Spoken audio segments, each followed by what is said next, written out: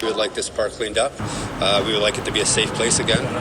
We'd like to be able to take our children to the park. Right now, that's not something Jason Bax and many of his neighbors feel safe doing.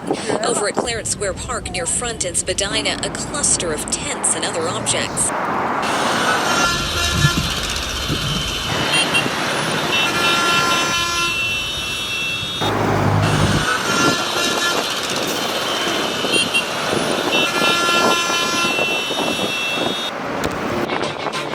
Rent in Toronto is absolutely insane.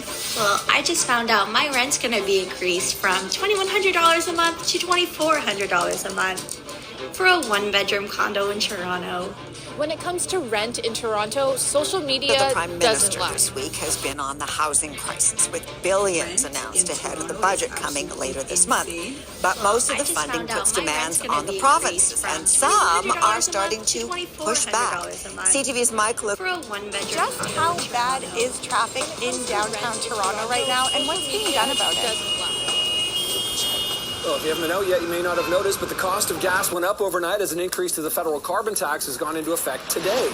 So the price of the pump's up about 3 cents a litre across the GTA, currently sitting on average just under $1.63 a litre. The federal carbon tax increased overnight, pushing up the cost of gasoline. At Toronto Prime Minister shelters. Justin Trudeau They can says accommodate it's a good deal for 8,200 Canadians, people, saying but most in will get that November, increase an in average of cost back in rebates. 168 were turned away every day.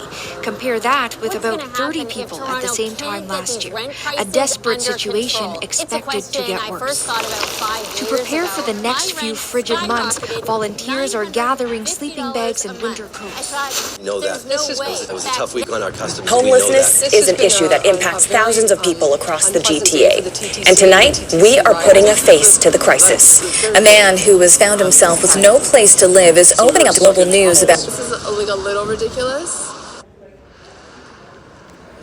This was the scene. To our top story, the arrest of a suspect in connection with a stabbing on a Toronto subway train earlier this week. CP24's Andrew Brennan joins us from outside the... That's exactly how I felt. There was women looking scared and vulnerable, and they weren't going to say anything. It began with loud music on the subway when Derek Dykoff says another man sat behind him with music blasting from his cell phone. As soon as he sat behind me, I felt not safe. What happened? Police have launched an investigation about